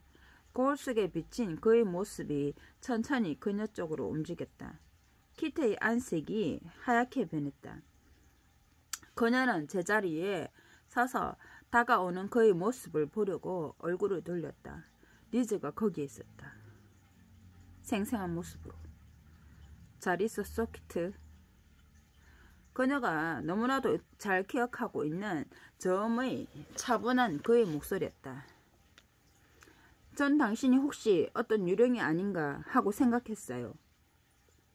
그녀가 숨을 가다듬으면서 말했다. 반짝 미소 짓고 있는 그의 입이 약간 떨리고 있었다. 저 역시 당신을 보고 놀랐습니다. 돌아오셨군요. 키트가 말했다.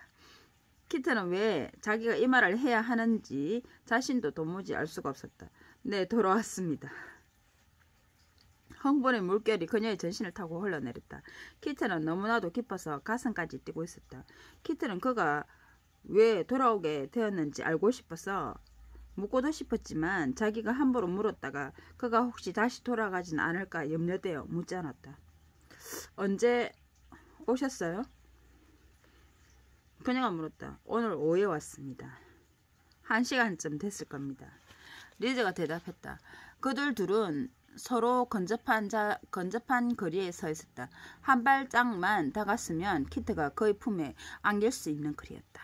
그러나 키트는 그러지 않았다. 아직은 그럴 때가 아니었다. 그 순간은 너무나도 빨리 올 것이기 때문에. 리즈는 아직까지도 그녀를 무시하고 있는지도 몰랐다. 키트는 만일 그가 자기를 거절한다면 그것만은 참을 수 없을 것 같았다. 그의 표정으로 보았으는 리즈가 지금 무슨 생각을 하고 있는지 그녀로서는 알 수가 없었다. 많이 변하셨군요, 키트. 많이 변하셨군요, 키트. 리즈가 그녀의 모습을 쭉 훑어보면서 말했다. 그가 자기의 모습을 보고 어떤 생각을 했을까? 그것을 생각하니 그녀는 가슴이 답답해왔다. 리즈는 키트가 변화된 이유를 알고 있었을까? 네. 키트가 그의 말에 동의를 했다. 그러면서 덧붙여 말했다. 비록 키트는 자기의 팔을 들어 손등의 냄새를 맡으면서 미소를 지었다. 그러면서 말을 계속 이었다. 제 몸에선 아직도 말의 땀 냄새와 기름 냄새가 나긴 하지만 키트가 들었던 팔을 내리자 리즈는 그녀의 손을 잡아 자기의 코로 가져갔다. 그때 그녀는 리즈의 따스한 숨결을 피부로 느낄 수 있었다. 그의 시선은 계속해서 뭐를 쌌노?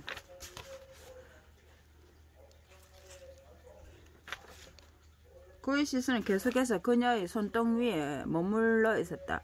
향수 냄새가 나는군요. 리즈가 손을 천천히 내리잡고 에이 저놈 아저씨. 손을 천천히 내리면서 잡고 있던 그녀의 손을 놓았다. 그러고 나서 리즈는 키트의 얼굴을 유심히 살펴보았다. 그러는 리즈의 태도에서 뭔가 의아해하는 표정이 엿보였다. 전보다 훨씬 더 아름답습니다. 저 그렇게 생각해 주시니 기쁘네요. 그녀의 행복의 잔이 가득 흘러 넘치면서 그녀는 다소 분위기에 어울리지 않는 말을 하게 되었다. 얼마나 머물러 계실 건가요, 리즈? 그거야 모르죠. 리즈는 그 질문에 대해서는 뭐라고 언급하지 않았다. 먼저 번처럼 예고 없이 또다시 불쑥 나타나게 된 것이 저로선 걱정이 되는군요. 그가 약간 인상을 찌푸리며 말했다. 오늘 저녁 식사도 또 프랭크가 해주는 것을 먹어야 한다고 생각하고 계십니까? 물론 그가 할 수 있죠. 아니에요. 그녀가 재빨리 말을 바꾸었다. 리즈를 다시 만나게 된 것에 놀란 나머지 키트는 과거의 기억을 잊은 듯했다. 오늘 저녁은 저희 집에서 할아버지와 목장 식구들이 함께 하기로 했어요. 제가 그분들을 초대해 놨거든요. 그래서 오늘 저녁엔 프랭크가 식사 준비를 하지 않게 됐어요. 그럼 저는 차를 타고 시내에 나가서 요기를 하고 와야겠군요. 아니에요. 그럴 필요 없어요. 저희와 함께 하세요. 키트가 급하게 그를 초대했다. 음식은 충분히 있어요. 정말이에요. 그럼 그렇게 하겠습니다. 리즈가 그녀의 제안을 받아들였다. 그런 키트가 한없이 기뻐하는 표정을 짓는 모습을 예리한 시선으로 관찰했다.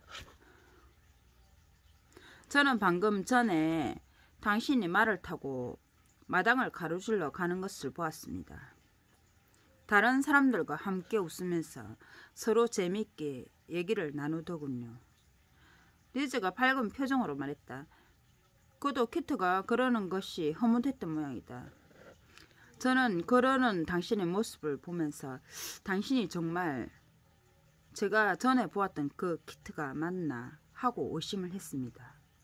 정말 믿어지지가 않더군요. 당신께서 전에 말씀하셨던 것처럼 이제 나이에 걸맞게 성숙한 모습을 보여야겠죠? 키트가 말했다. 네, 정말 당신은 이제 성숙한 여인이 되신 겁니다. 그가 상황을 잘 감지하면서 머리를 한쪽으로 약간 기울였다. 그리고는 말을 계속했다. 한 남자에게 그것과 관련된 무언가가 있었다고 생각하지 않습니까? 그가 그녀에게 대해 확신이 없는 것은 아닌가? 아, 네, 그렇고 말고요. 키드가 대답했다. 그의 한쪽 눈썹이 치켜 올라갔다. 제가 알고 있는 사람입니까? 그녀의 얼굴에 미소가 어렸다. 당신께서도 그분을 아주 잘 알고 계세요. 그분은 바로 당신이에요. 라는 말이 키트 입에서 나오질 않았다. 키트? 현관 쪽에서 누군가가 부르는 소리가 들렸다. 그러자 두 사람은 소리가 들린 쪽으로 돌아보았다. 이봐요, 키트 아가씨, 안에 계세요? 잠시 후에 카일이 나타났다. 리즈는 한쪽으로 비스듬히 서 있었다. 그래서 그런지 카일은 리즈는 못 보고 키트를 먼저 보았다. 안장에다 재킷을 묶어 두신 채 그냥 가셨더군요. 그런데 아가씨께서 여기 계실 거라고 아저씨가 마침 일러주시길래 아가씨가 또 그걸 어디다 두었나 하고 걱정하시기 전에 갖다 드리는 게 나을 것 같아서 이걸 갖고 왔어요. 고마워요, 카일. 키트는 입고 다녔던 가죽 술이 달린 재킷을 받아들려고 다가섰다. 그때 카일은 리즈를 보고는 잠깐 멈추어 섰다. 놀란 어안이 벙벙한 채 잠시 서 있다가 금방 그를 반기는 표정으로 바뀌면서 환한 표정을 지었다. 탈보트 씨 아니세요? 이럴 수가. 전 탈보트 씨께서 여기 계실 거라고는 미처 상상을 못했습니다. 그는 리즈와 힘차게 악수를 했다. 카일이 계속해서 말을 했다. 이거 정말 놀라운데요. 언제 돌아오신 거죠? 잠시 전에 왔소. 키트는 갑작스레 리즈가 침착한 어조로 말하는 소리를 듣고는 그를 유심히 바라봤다. 카일은 싸늘할 정도로 두툼한 표정을 짓고 있는 리즈를 보고는 주춤해하는 것 같았다. 키트 역시 그런 리즈의 태도에 놀라지 않을 수가 없었다. 특히 키트는 리즈가 그녀에게서 시선을 돌리는 데서 또 그러한 느낌을 받았다.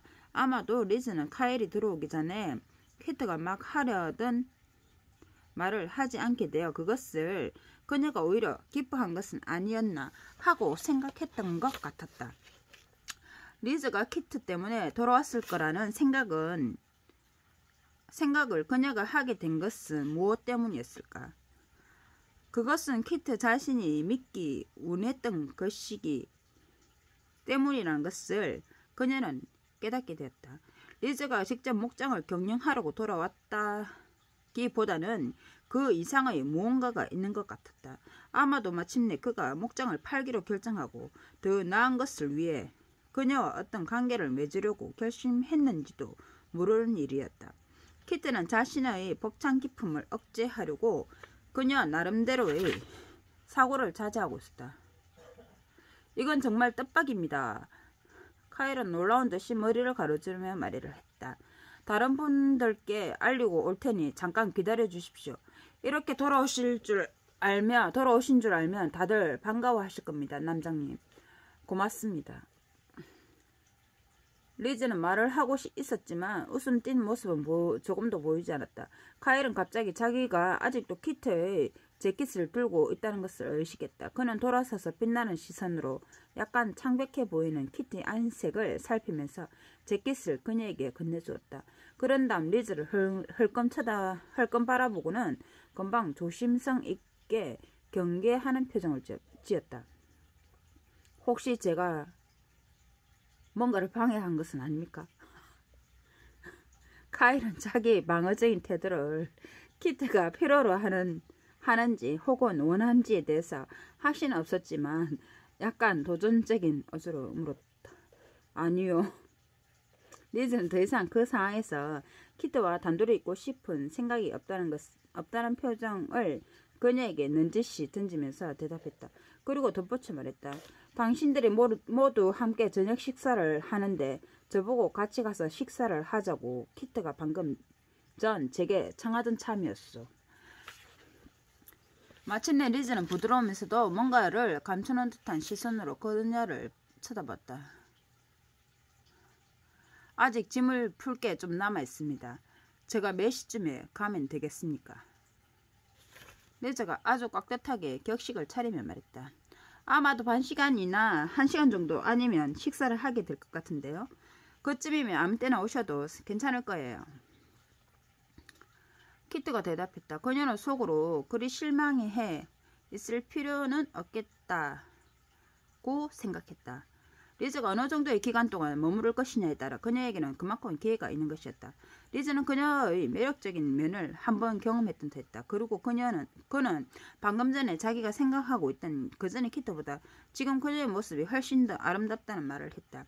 그렇다면 틀림없이 그녀에게 뭔가 희망이 있는 것이었다.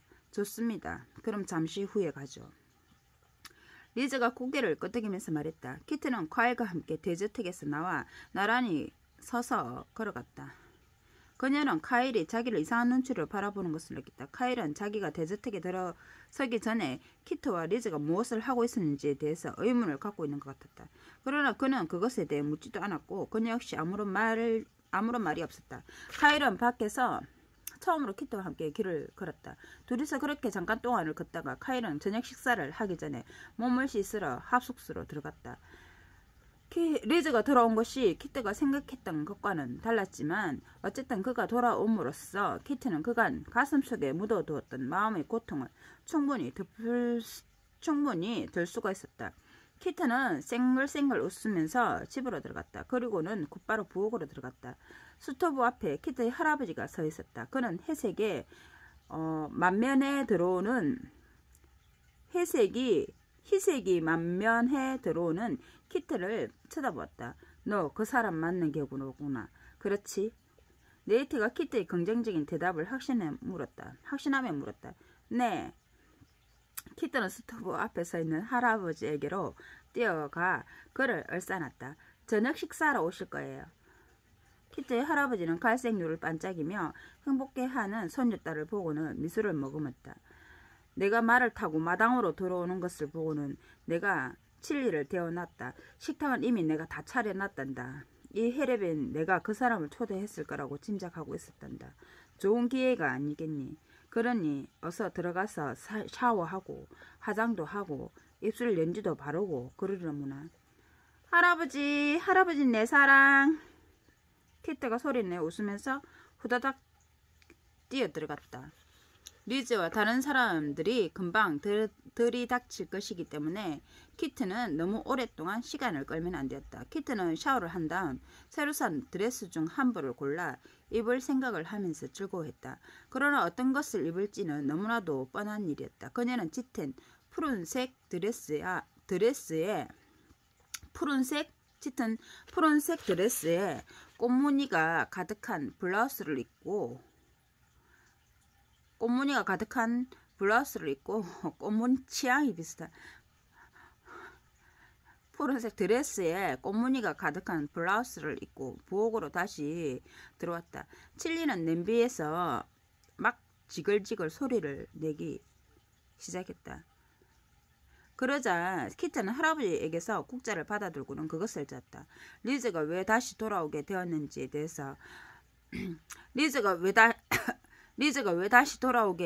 되었는지에 대해서 할아버지한테 뭐라고 얘기를 하던가요? 키트가 물었다. 아니, 없었다. 내게 뭐라 하든? 네이트가 되물었다. 키트는 고개를 가로저었다. 그리고 그녀가 뭐라고 말을 덧붙이기도 전에 몇 명의 발자국 소리가 문 앞에서 들렸다. 금방 뒷문이 열렸다. 그녀가 돌아다 보니 프랭크가 걸어 들어오고 있었으며 뒤를 따라서 루가 들어왔다. 그리고 그 다음으로 카일이 들어오고 있는 것 같았다. 조금만 기다렸다가 식탁에 준비된 음식을 들기로 해요. 키트가 들어온 사람들에게 말을 하고는 스토브 위에 있는 칠리 쪽으로 다시 돌아섰다. 그리고는 그녀가 덧붙여 말했다. 죄송하지만 제가 준비를 다 할 때까지만 거실에 가서 잠깐 앉아 계시는 게 어떨까요? 그들이 우르르 거실로 몰려나갔다. 그때 루가 키트에게 장난삼아 말을 했다. 너무 열심히 준비하는 거 아니야? 아니에요. 키트가 말했다. 키트는 고개를 들어 거실에 있는 3명의 목장 식구들을 쳐다보았다. 그때 이미 리즈는 도착해 있었다. 리즈의 시선이 잠깐 키트의 눈과 마주쳤다. 그 다음에 키트는 다시 거실에 있는 사람들에게 시선을 돌려 바라보고는 그녀의 영역인 부엌에서 나가 그들과 같이 막 합세하고 있던 할아버지를 바라보았다. 키트는 약간 신경이 쓰였다. 그녀는 냉장고에서 샐러드가 들어있는 플라스틱 통을 꺼낸 다음 거기에 들어있던 샐러드를 다시 커다란 접시에 들어놓았다. 키트는 누군가가 부엌으로 들어오는 발자국 소리를 듣고 긴장이 되었다. 그녀가 어깨 너머로 슬쩍 쳐다보니 루 아저씨였다. 그러자 잠시 긴장되었던 것이 누그러졌다. 어떻게 다 돼가는 건가? 루가 조리대 앞에 있는 키트의 옆으로 가서 몸을 쑥 내밀었다. 그러면서 루는 그녀의 표정을 살폈다. 네, 거의 다 됐어요.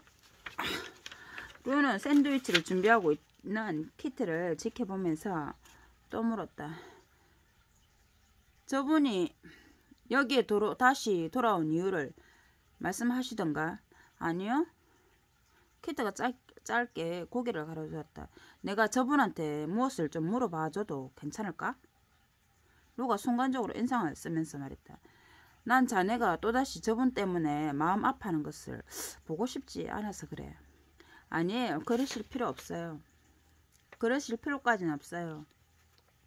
키트는 내심 그의 마음 씀씀이에 고마워하면서 대답했다. 아직 저분을 사랑하고 있는 건가? 루는 좀 더 그녀의 얼굴을 가까이서 들여다보려고 자기의 반들거리는 대머리가 다 보이도록 머리를 낮추면서 물어봤다. 네, 사랑해요. 키트가 썬 웃음을 지으면서 마지막 남은 샌드위치를 접시 위에 담았다. 키트는 샌드위치 담은 접시를 식탁으로 가져다 올려놓으려 돌아섰다. 그때 리즈는 그들 뒤에 서서 두 사람이 나누는 얘기를 다 듣고 있었다. 그녀는 하마터면 들고 있던 접시를 내려뜨릴 뻔했는데 마침 그가 그것을 받아 접시 위에 올려놓았다. 리즈가 다시 그녀를 바라보고 서서는 물었다. 저분이 지금 말씀하시는 그 사람이 대체 누굽니까? 그녀는 지금으로서 주저할 필요가 없었다. 그러나 키트는 속으로 마음이 흔들리고 있었다. 당신이에요. 그 다음 순간 리즈는 두 팔로 그녀를 감싸 안았다. 그러자 그녀도 그의 가슴에 안겼다.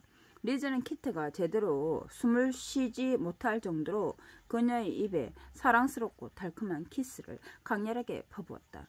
키트는 그가 너무 강하게 자기를 끌어안자 몸이 꽉 재워움을 느꼈다. 그의 압도적인 키스에 그녀는 자제고 뭐고 달리 어쩔 도리가 없었다. 그들은 그간 서로 헤어져 있으면서 서로를 애타게 갈망해왔다. 그들은 지금 이 순간에 그동안의 고통을 덜기라도 하려는 것 같았다. 그들 둘 사이의 사랑은 어떤 정열적인 키스로 해결될 수 없는 성질의 것이었다. 뭐라노? 그들 둘 사이의 사랑은 어떤 정열적인 키스로 해결될 수 없는 성질의 것이었다.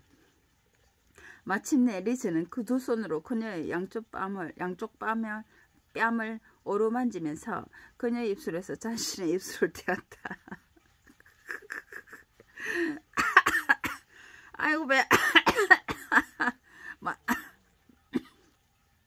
의아해하면서도 기뻐 어쩔 줄 모르는 모습이 마침내 리즈는 그 두 손으로 그녀의 양쪽 뺨을 오르만지면서 그녀의 입술에서 자신의 입술을 떼었다.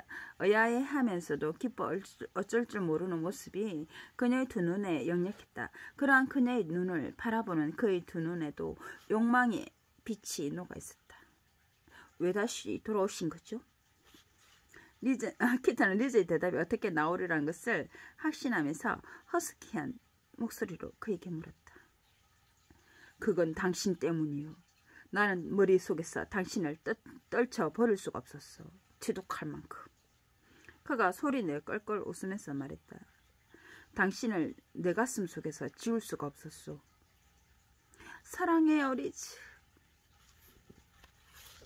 너무나도 오랫동안 키트가 가슴 속에 묻어 두었던 말이었다. 그녀의 심장은 사랑의 기쁨으로 노래 제목도 나왔습니다. 사랑의 기쁨으로 넘쳐나고 있었다. 리즈가 다시 그녀에게 키스를 했다. 그는 자기들을 지켜보고 서 있던 루를 아랑곳하지 않고 계속해서 그녀에게 키스 세례를 퍼붓고 있는 것 같았다. 그러나 거실에 앉아있는 사람들 중에 리즈와 키트 두 사람의 사적인 순간들을 다른 각도에서 의식하고 있는 사람이 있었다. 그때 카일의 목소리가 들려왔다. 아이고, 거기 부엌에서 뭐라고 계십니까? 우리 저녁은 언제나 먹게 되는 거죠. 아이고, 배고파 죽겠네. 아이고, 거기 부엌에서 뭐라고 계십니까? 우리 저녁은 언제 먹게 되는 거죠. 아이고, 배고파 죽겠네. 리즈를 바라보는 키트의 표정이 매우 밝아 보였다. 달콤하고 소유욕에 넘치는 그의 미소에 키트는 넘쳐나는 기쁨으로 가슴이 부풀어 있었다. 리즈는 키트를 사랑했다. 그것보다 더 확실한 것은 아무것도 없었다. 그는 거실 쪽으로 나가려던 키트를 자기 쪽으로 끌어당기면서 한쪽 팔로 그녀의 양 어깨를 감쌌다. 같이 나갑시다. 리즈가 일방적으로 그녀에게 명령하듯 말했다. 나머지 사람들은 두 사람이 거실로 들어오자 하던 얘기를 멈췄다. 키트의 기분은 최상이었다. 그녀는 그 순간 사랑의 감정이 폭발할 것만 같은 생각이 들었다. 만일 키트의 모든 인생이 그것에 달려 있었다면 그녀는 자신의 감정을 감출 수 없었을 것이다. 모든 사람들은 그녀의 기분을 헤아릴 수 있었다. 리즈가 그녀의 할아버지 앞에 멈춰섰다. 허락해 주신다면 저는 당신의 손녀 따님과 결혼하고 싶습니다. 그를 바라보는 키트의 두 눈에 환희와 감격의 눈물이 글썽글썽했다. 그녀는 자기가 들은 말이 분명히 사실인지 감히 믿어지지가 않았다. 그것은 하나의 꿈이었다. 그리고 행복한 꿈이었다. 그러나 리즈는 키트가 꿈에서만 머물러 있는 것이 아니라 현실까지도 파악하고 있다는 것을 그녀에게서 읽을 수 있었다. 키트가 바라고 있는 것이니 물어볼 필요도 없는 것 아니겠소? 네이트가 대답했다. 왜냐하면 난 자네가 우리 애를 어느 것보다도 행복하게 해줄 수 있을 거라고 알고 있기 때문이라고. 난 흔쾌히 허락하외다. 부디 신의 연총으로 두 사람이 잘 살기만을 바랄 뿐이라고. 약간 흥분되어 네이트의 목소리가 허스키하게 들렸다. 키트는 예전부터 할아버지를 잘 알고 있었다. 그리고 그녀는 지금 이 순간에 자기가 행복해하는 모습을 할아버지가 보면서 상당히 흐뭇해하고 계신다는 것을 알고 있었다. 거실에 있던 사람들이 이 행복한 순간에 들뜬 기분을 가라앉히는 데는 약간의 시간이 걸린 것 같았다. 분위기가 가라앉음으로써 다른 분위기가 찾았다. 기쁜 마음으로 두 사람을 축하하는 한호의 물결이 일기 시작했다. 떠들썩한 분위기는 루 때문에 그리 오래 가지를 못했다. 루는 거실에서 여럿이 서로 왁작지각하게 떠들다가 스톱에 올려놓은 칠리가 생각이 났던 것이다. 그 바람에 또 한 번 흥분되었던 분위기가 가라앉게 됐다. 거실에 있던 사람들의 생각이 이제는 음식적으로 쏠렸다. 그들 모두 순간적으로 허기를 잊고 있었던 것이다. 모두들 부엌으로 우르르 몰려 들어가자 리즈는 키트의 손을 잡아 끌면서 식탁으로 가지 않고 뒷문 쪽으로 그녀를 데리고 갔다. 여기 계신 분들께는 죄송하게 됐지만 잠시 저희 두 사람 나눌 얘기가 있어서 그러는데 양해를 좀 부탁드립니다. 그가 환하게 미소를 지으면서 식탁에 앉아있는 사람들에게 양해를 구했다. 그리고는 한마디 더 덧붙였다. 잠시 후에 돌아오겠습니다. 밖에 날씨가 춥다. 그러니 외투를 두둑하게 입는 게 좋을 게다. 네이트가 걱정이 돼 말했다. 키트와 리즈는 문 밖으로 향했다. 그때 키트가 루가 프랭크의 옆구리를 쿡쿡 찌르면서 소곤거리는 것을 봤다. 모든 것이 꽁꽁 얼어붙을 정도로 날씨가 추워도 저 사람들은 아무렇지도 않을걸. 밖에 나가서 키트는 루의 말이 어쩌면 그렇게 옳을까 하고 생각했다. 리즈의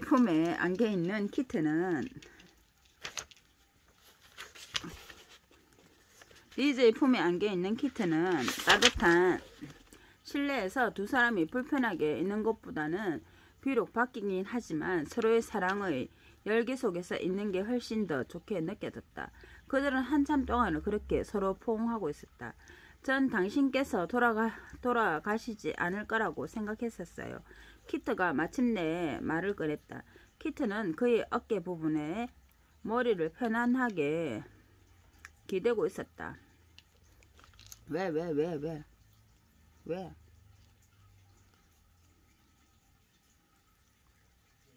왜 엄마 뭐 하는 거 싶어 궁금했나?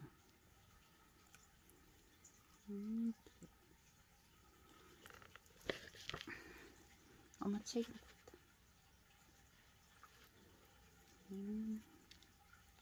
웃기는 짬뽕이네. 아빠한테는 왜 이러노?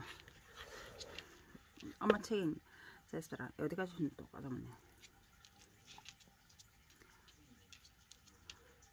난 더 이상 그대로 머물러 있을 수가 없었어. 그러나 전 당신께서 돌아가시지 않을 거라고 생각했었어요. 키트가 마침내 말을 꺼냈다. 키트는 그의 어깨 부분에 머리를 편안하게 기대고 있었다. 난 더 이상 그대로 머물러 있을 수가 없었어. 그러나 난 다른 기회를 보아야만 하겠다고 생각했었어. 당신의 그 딱딱한 껍질을 벗길 수 있을 때까지 말이요. 리즈가 말했다. 그래서 떠나셨군요. 전 알아차렸죠. 당신이 과일과 함께 마당에 있는 것을 보았을 때 처음으로 당신이 변했다는 것을 알게 되었소.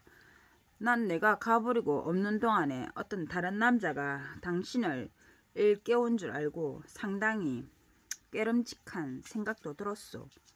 그가 더욱 힘껏 그녀를 안았다. 그러면서 그는 말을 계속 이었다. 어떤 남자냐고 제가 당신에게 물었을 때 난 그 사람이 나 아닌 다른 어떤 사람인 줄로 생각했었어. 바로 그때 카일이 들어왔던 거예요. 그럼 당신께서는 그 남자가 카일인 줄로 생각하셨단 말이에요? 그녀는 그것을 믿을 수가 없었다. 리즈는 질투심이 강한 사람이었다. 난 그 사람을 묵사발내고 싶었어. 그가 사실을 인정했다. 전 당신밖에 없었어요.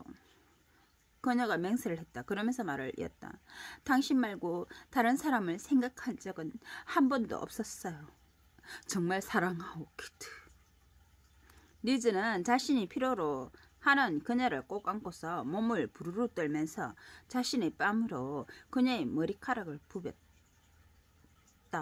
우리 당장 결혼합시다. 네. 그녀가 동의의 말을 하면서 금께 그을린 그의 목을 애무했다. 그녀가 동의의 말을 하면서 금께 그을린 그의 목을 애무했다. 그러면서 키트는 그를 슬쩍 올려다보면서 그에게 물었다. 결혼하면 어디서 살죠? 키트는 그가 고향에 있는 집에서는 살고 있지 않다고 말했던 것을 또 올렸다. 대저택에서 삽시다. 당신은 괜찮겠소?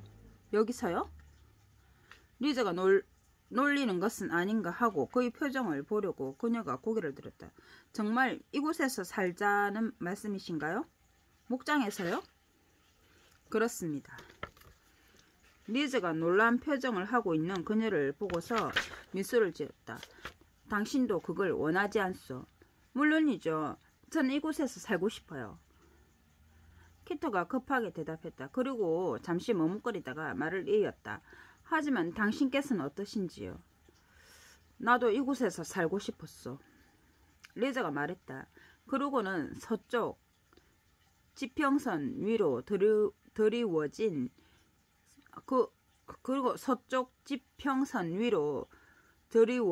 붉은 노을을 바라보았다. 사실 저 자연경관이 날 이곳으로 돌아오게 한 거요. 나는 당신이 언제까지나 이곳에서 살 거라는 것을 알고 있었소. 일단 이곳으로 들어와서 당신이 예전에 가지고 있던 그 관념을 내가 바꿔놓지 못하게 되더라도 일단 당신과 결혼하고 싶었소. 그래서 난 이곳으로 돌아올 것을 결심하고 당신과의 결혼도 결심하게 되었던 거요. 난 당신을 그리워했던 것 이상으로 이곳을 그리워했소. 키트는 그의 품에서 눈물을 흘리면서 약간 경직된 표정을 보였다. 그리고는 다소 냉랭한 어조로 말했다. 알았어요. 리즈는 그녀의 턱을 잡고는 위로 들어올리면서 그녀의 얼굴을 바라봤다. 지금 한 말은 모두 농담이요, 아가씨.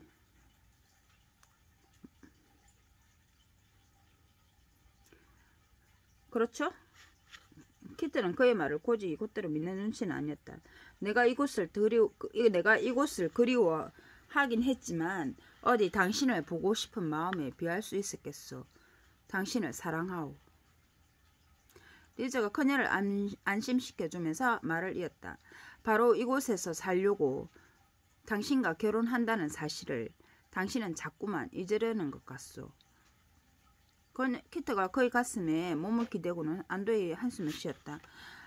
저는 감수성이 너무 예민해진 것 같아요. 키트가 뭔가를 말하려고 했다.